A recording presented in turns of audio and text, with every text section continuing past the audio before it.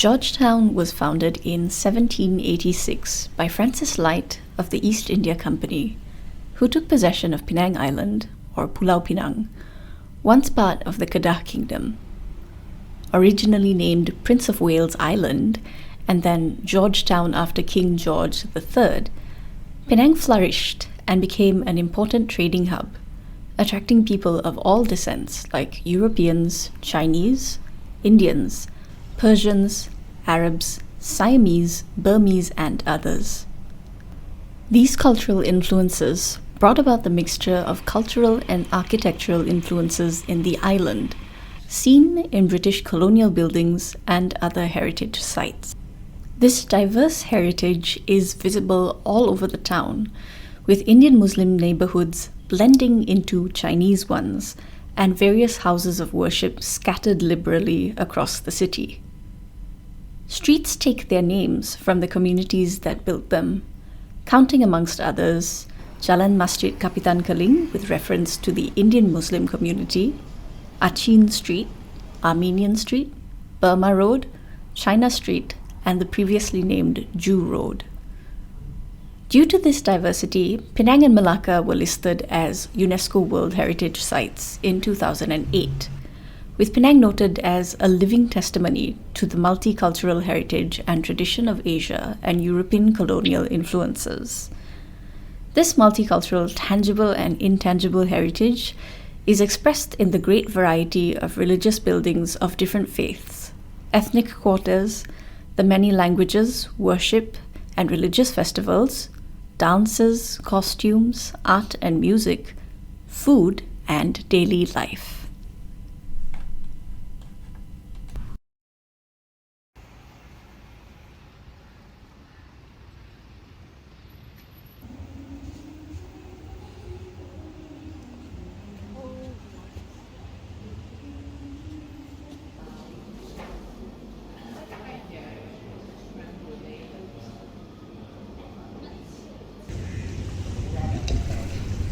Nineteenth century development of Penang attracted a large immigrant workforce from southern China, leading to jetties constructed along Weld Quay amongst mangrove swamps.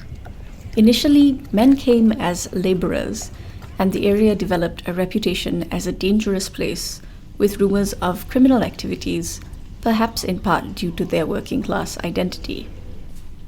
Eventually, families began to occupy the jetties. Towards the end of the 1960s, there were 8 jetties, 4 of which we see in this video: the Chu, Tan, Li, and Mixed Clan jetties. The main features of the jetties are wooden houses built on stilts over water, with clans built around their shared ancestry and maintaining a symbolic link with its native village in southern China. The temples at the jetties solidify this link, with the temples at the end of the jetties marking migrants' arrival by sea, while temples at the jetty entrance highlight their final settlement on the site. The Chu clan is by far the largest among the Weld Quay family of clans, consisting of some 75 residences and including shops, sea excursions, and homestays.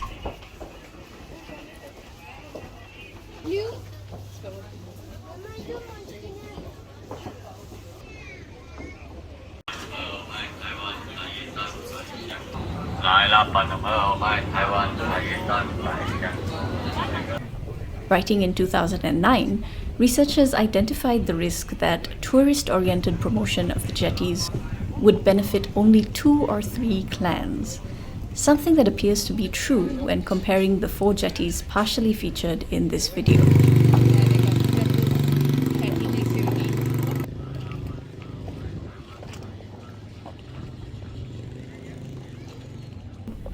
Concerns for the jetty communities include issues of livability in the face of increased tourism and strict heritage management.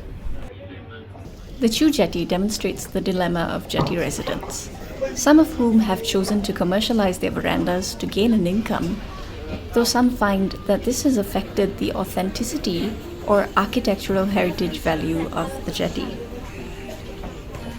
Walking on the main planked path of the jetty on a crowded day, the jetty is narrow, tight, and loud. However, turning off this path immediately reveals quiet, intimate residential alleys. Other jetties have taken different approaches to this issue, with the Lee jetty temporarily banning tourists, while the mixed jetty is a purely residential one and unlikely to draw the attention of tourists. All three jetties demonstrate clear signs of the fire hazard faced by these closely packed wooden structures, with reports of fires in the past now mitigated by the presence of fire hoses prominently visible all along the jetties. Researchers also identified an increasing risk that the diverse identities of different communities on the jetty would be flattened into a single sameness shared across all the jetties in the eyes of tourists. Further inland, clan houses or associations and their ancestral temples performed similar functions to the clan jetty in terms of community building and clan-related assistance during the early migration of Chinese Malaysians to Penang. Some of these buildings are particularly large and elaborate and feature prominently in tourism advertising to Penang. The first clan association seen is the Cantonese Nam Hui Association, the oldest overseas establishment certified by the Nanhai Association in China. The building is unusually deep and narrow, and visitors pass through a sitting area before approaching a long hall featuring historical photographs of its members.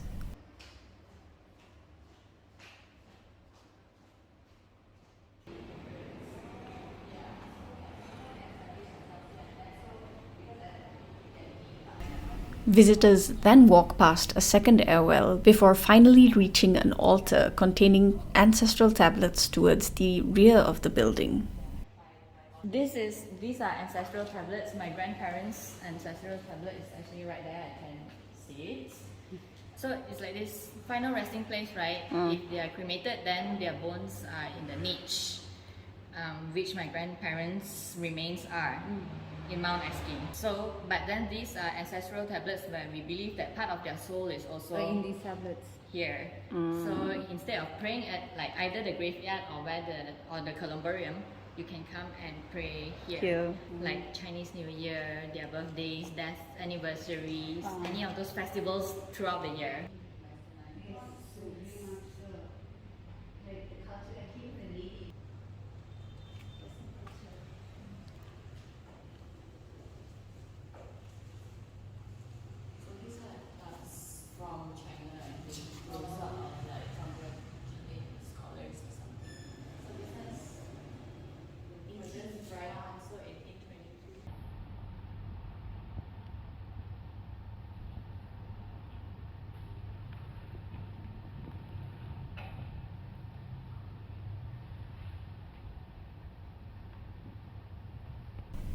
Elaborate carvings detail Chinese folktales, with the altar towering high, a noted antique belonging to the association. Just inside the main door is a small altar to Tudigong, or the deity of the earth, the main protector of the community and land.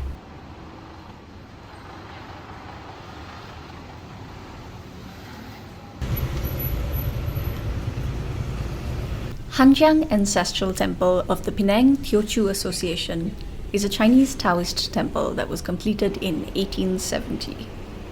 The temple was originally known as Teochew Kongsi, Kongsi meaning to share or a shared company. The ornate structure includes 3 doors instead of the usual 1, and they are amongst the largest doors of Penang clan temples. Heritage restoration by craftsmen from China won prizes for the temple in 2006.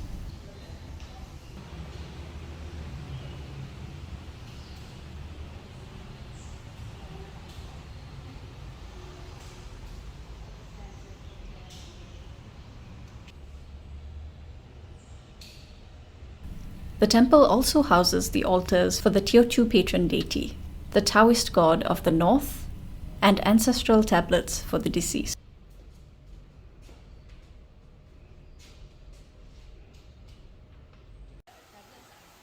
During the early 20th century, the ancestral temple also served as a famous school, demonstrating its centrality to the community.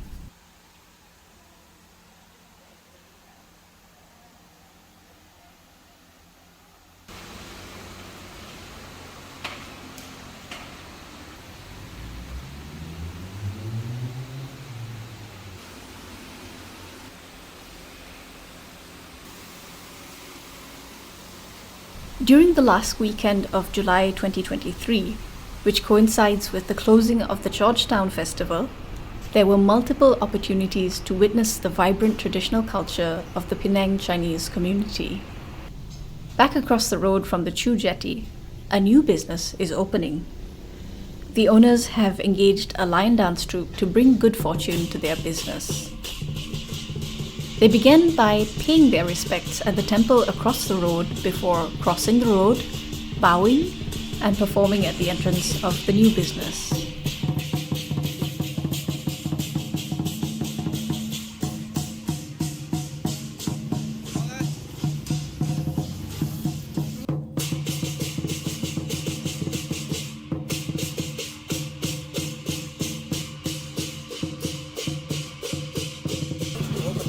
Two dancers make up the lion, one at the head and the other at the tail.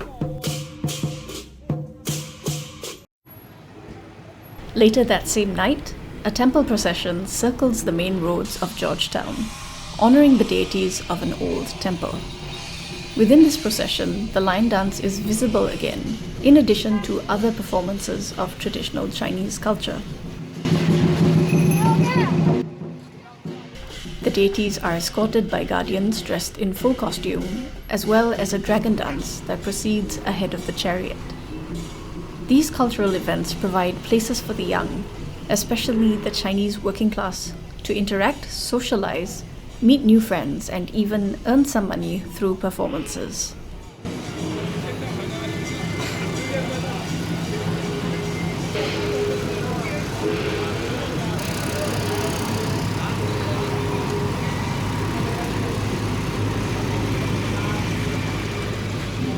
Bringing up the rear are Chingay performers, a procession of giant flags balanced on poles as long as 10 meters and carried by highly skilled acrobatic flag bearers who toss the poles to each other and catch them on their foreheads, chins, and shoulders. With history reaching back to 1880, Chingay tests strength, balance, and agility and is an important aspect of Penang's annual festivals. The bamboo flagpoles measure between 7.5 to 10 meters tall and weigh about 27 kilograms. Chingay processions began as a procession for Guanyin, and this event returns to that association with temples and Chinese folk religion. Chinese folk religion in Malaysia is a diverse practice that combines aspects of Buddhism and Taoism, combining worship at temples and in the home. A key feature of Penang's heritage buildings are its shophouses, built from the late 18th century onwards. These were most often 2 to 3 story buildings with a 5-foot way in front of them, providing a sheltered walkway 5 feet wide in front of them. Their architectural style shows the influence of the cultures in Penang during the era, with Chinese, Malay, Indian, and European styles combining to result in this key aspect of Penang's heritage. They are called shophouses because the ground floor is used for commercial purposes, while the top floor was meant for residential purposes. The term shop house is directly associated with Chinese traders and shopkeepers, originating from the Hokkien term kiam chu, which literally refers to a combination of a shop and a house.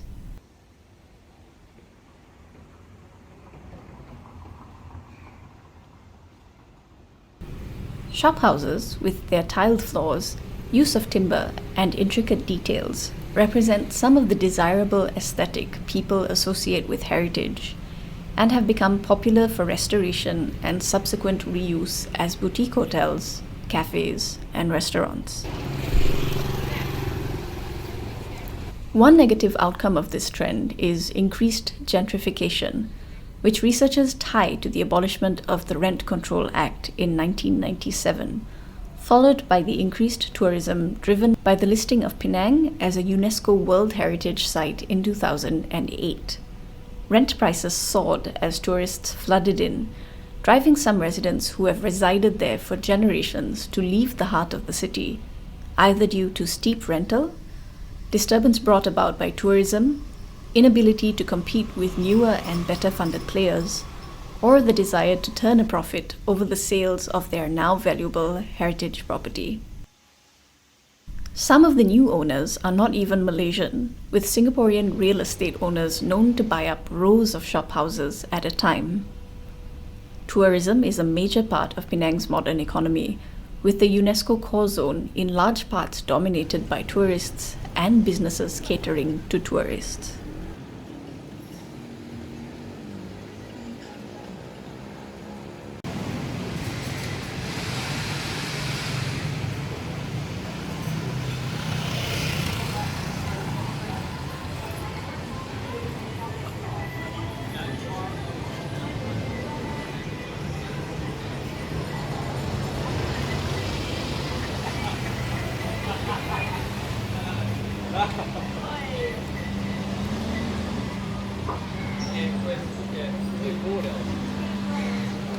Georgetown also acquired an association with the arts as part of an effort to cultivate a cultural and creative industry.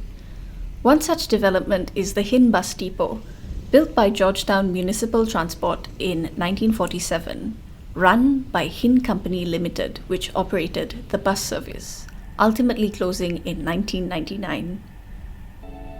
In 2013, it reopened to the public as a contemporary art space in Penang, with the inclusion of a gallery, deck, mural garden, lawn, and retail outlets.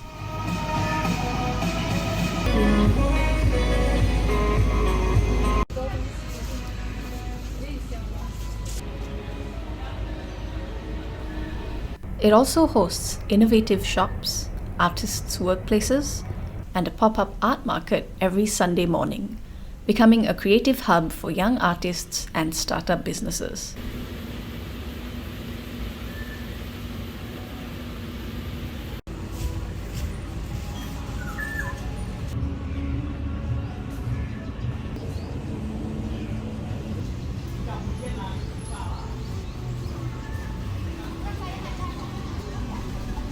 Sitting in the buffer zone, or just outside the limits of the UNESCO boundaries, this also helps to draw visitors outside of the hotspot of the central part of the city.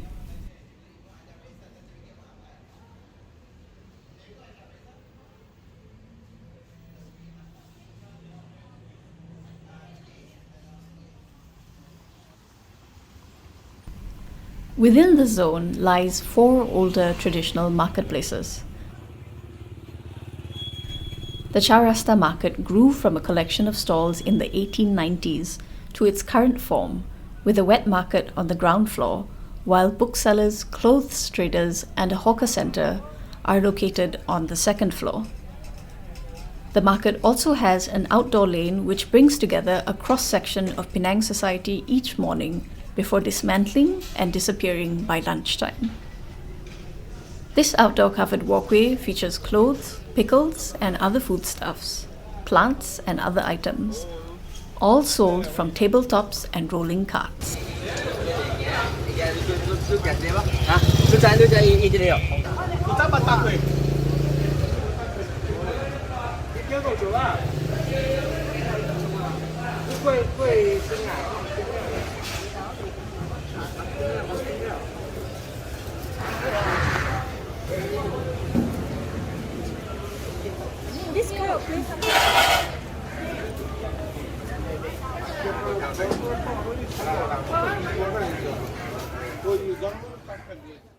Across a brightly painted alley lies the 1904 Penang Bazaar, which houses tailors and sells affordable Muslim clothing and textiles.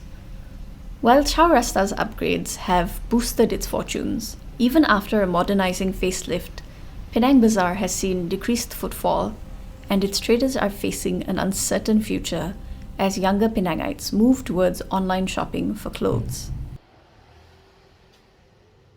About a kilometre away lies the 122-year-old Campbell Market, a wet market that has retained its Victorian architecture to the present day.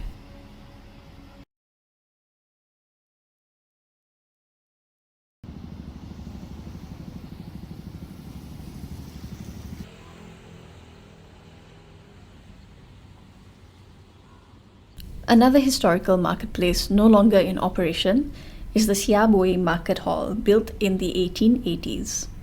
Siaboi, the Hokkien term for end of town, was an important trading hub with a vibrant community life from the early 19th century. It was developed as part of the 65-story Complex Tun Abdul Razak Komtar Tower, as part of an effort to revitalize Georgetown, with the wholesale market on its site relocated elsewhere.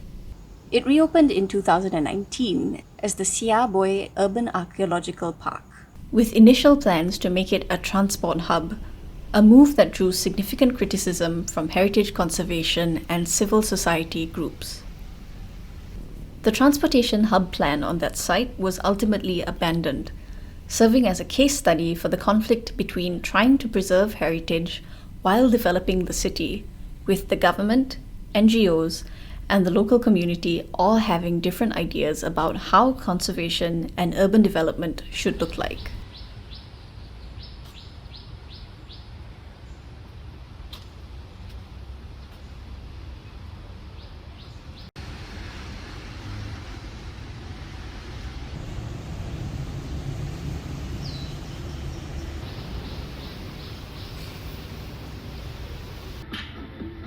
Glimpses of the older Prangin Canal and what it looked like are visible across the road, along with the traditional market nature of the area, seen in dried fish processing.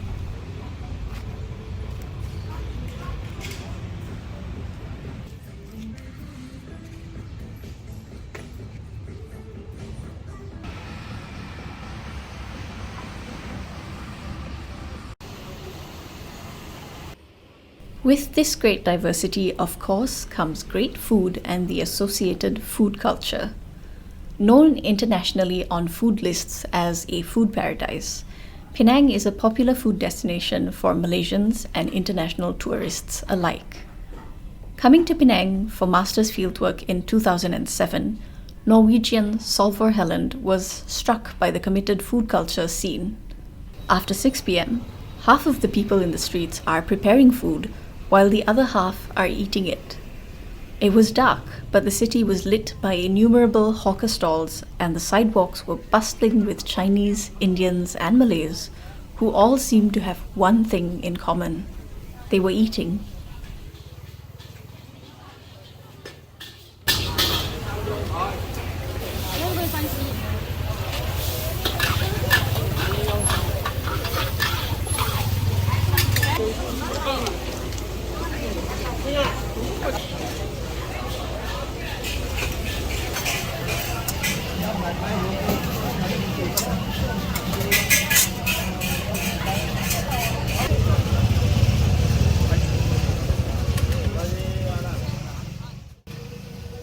Research by Koo in 2013 estimated that there were 830 hawkers operating within the heritage zone. Street food, or hawker food, originally defined as food sold along the streets from carts by hawkers and food vendors, is very popular, leading to the construction of food courts, open-air complexes that house many hawker stalls. Penang has developed something of a reputation as the food capital of Malaysia, though this is heatedly and affectionately debated in person and on Reddit forums. Malaysians will travel great distances for food even in their daily lives, and any trip to Penang is almost certainly planned around food stalls. Some preferences are passed down within families, while others might be recommendations from friends, the internet, or simply the allure of a long queue. Penang's association with food and its link to intangible cultural heritage is so strong that in 2014, the Chief Minister of Penang banned foreign cooks in Penang hawker stalls. Khoo argues that this kind of state policing of culture is exclusionary and does not take into account that Penang food exists as it is precisely because of immigration and its cultural influences. Malaysians are food snobs, with Penang-based scholar Ui Ki Beng proclaiming some Penangites as cheapskate highbrow. The identifier Penang, when attached to certain foods like char kway teow and asam laksa, signifies origin, authenticity, and superior taste, whether in other states in Malaysia or overseas, with restaurant names often containing the word Penang. As with built heritage, the sustainability of the hawker and street food culture is a concern. The work involves long hours of hard labor with very low profit margins, with youth preferring white-collar jobs rather than the toils of hawker life.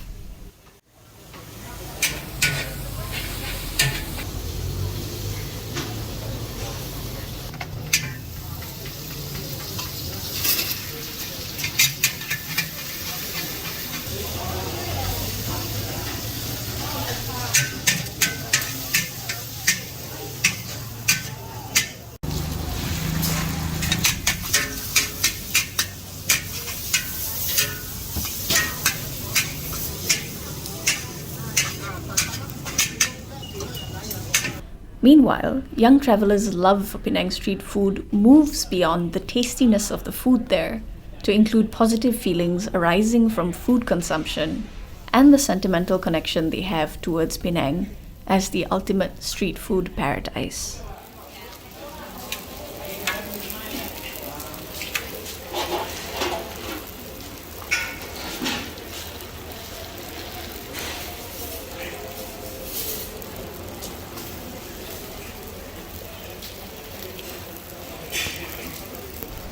Malaysians eat with gusto by the roadside as readily as in a Michelin-starred restaurant, and often proclaim the superior virtue of the roadside food, so much cheaper, more authentic, and tastier.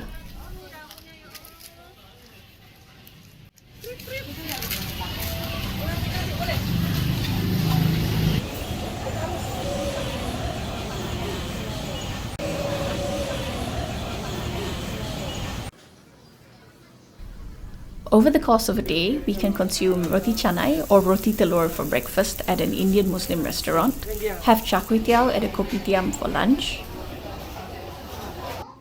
fancy cheesecake for tea time at a trendy cafe, biryani for dinner at a Tamil restaurant,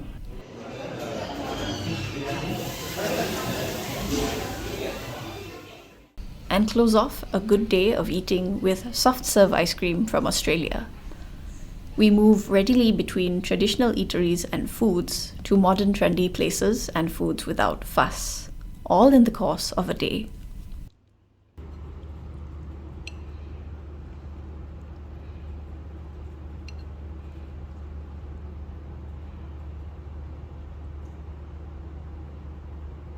The built and intangible heritage of Penang is reflective of the nation's history as a hub for trade, immigration, and the diverse influence of near and distant cultures.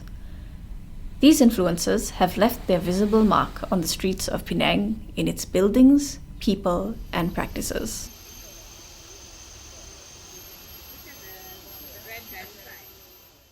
The Pearl of the Orient earned this distinction precisely by virtue of its beauty and diversity, but is facing increasing threats as the inhabitants of Penang and its visitors navigate a changing landscape, in part wrought by state policies and international heritage agencies.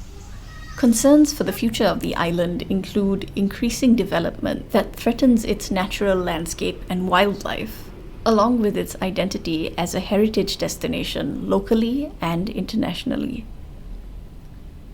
As the city of Penang grows, it has to balance development for its population along with retaining its history and heritage to ensure a sustainable and livable city for its inhabitants and the people who visit, whether for food, culture, or work.